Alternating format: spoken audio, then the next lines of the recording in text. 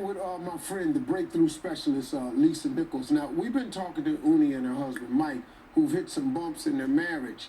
Now, Lisa, what role does communication play in marital issues? Communication is the beginning of the relationship and the end of the relationship. So it's important not to mislead.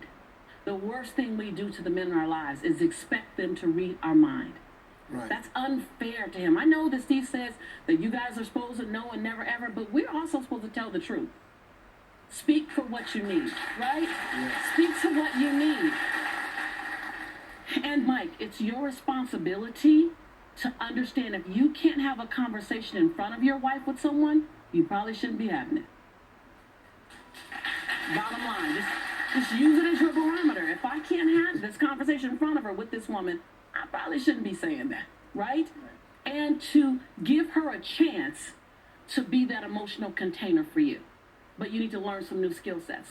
So I'm going to teach you some language today, because the language is where you hit a speed bump in a relationship, and the lack of communication or the correct communication is what turns that speed bump into a stop sign. So I want to take you into a conversation right now so you can see what it feels like. I'm an experiential teacher, so I want you to experience it. So turn, face each other, okay? Now I want you to finish the sentence. So I'm going to have Mike, you go first, and I want you to say what's real. I want you to forget about the cameras. Don't worry about the audience. I want you to you're saving your marriage. So it's I take responsibility for. And then go back and forth. And I want you to own deep. Don't do any stuff like I take responsibility for needing to feed the kids. We already know that. Right. What's that stuff in the relationship that's not working that you can take responsibility for? So I'm going to teach you, I'm going to show you deeper, richer conversation. Mike, you start. Okay. Uni, I take responsibility for talking to somebody when I shouldn't have been using somebody else to communicate with. I should have been using you. I take responsibility for, I guess, nagging you and nitpicking and not accepting the way that you do things. So when you're owning, you don't say, I guess. Oh. Because that minimizes ownership. You were nagging, baby. I was nagging. Okay. So don't guess that you nagged. Yeah. I was nagging. So don't guess anymore. Just know it. So now I want you to take responsibility for how it made her feel. So I take responsibility for making you feel.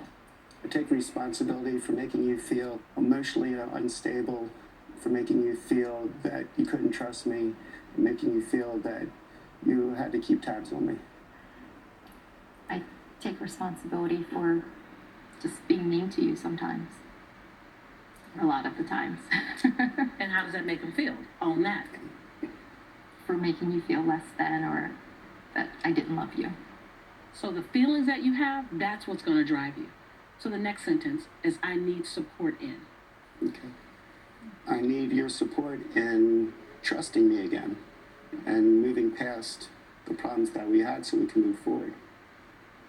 I need you to I show need me your that. support in. I need your support in proving to me that I can trust you. So that gives him no insight. Prove it. He on Steve Harvey show. Right. Declaring his love. Yeah, what Lisa's been saying is we're not mind readers. So prove it to you how. I quit calling her. I'm home. So what can he do to prove it to you? And you got to say that. And what happens is you don't say it, and you're waiting. Ladies, we wait. We wait. Oh, him to Prove get it. Prove it.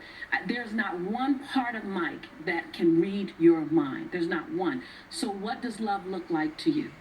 And whatever you say right now, Uni, when he does that, you have to stop keeping score. So tell him right now, the last piece of this, and I'll give you some homework. Tell him what loving you looks like. Did you see how you just paused? Did you see how you just paused, sweetie? Yeah. Because you're not even clear. Right, no. So tell him that. I'm not even clear what I want from you. I'm not even clear as to what I want from you. So then you can never win. You can never give me what I need because I'm not clear of it. No. And you can never give me what I need because I'm not sure. It's my job It's my job to get clear. to get clear. It's my job It's my job to know what I need to know what I need and then communicate that to you. and then communicate Okay, it to you. can I ask you a question though? Yes. What is it that he could do to prove to you that he loves you and he's loyal? It's just being honest with me. He doing that. Right. He's being honest with you. No more phone calls, correct? No. Okay, cool. He done. He's done that. What else you want?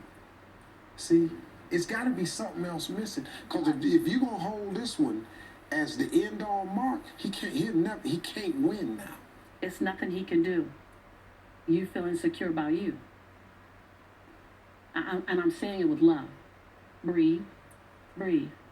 You're feeling insecure about you. And so you want Mike to complete you. But I got to be honest with you, sis. There's no man can complete you. It's your job to complete yourself. And it's his job to complement your completeness. Wow. That is, see, sweetheart, that is so it. This guy has done what he can do to fix it. He loves you. And I know that we're giving you a lot. So I put together, when I knew we were going to do this, I heard about your story, I put together the top 10 things that can move from an argument or a challenging moment to peace and love. And I put those together. I'm going to give those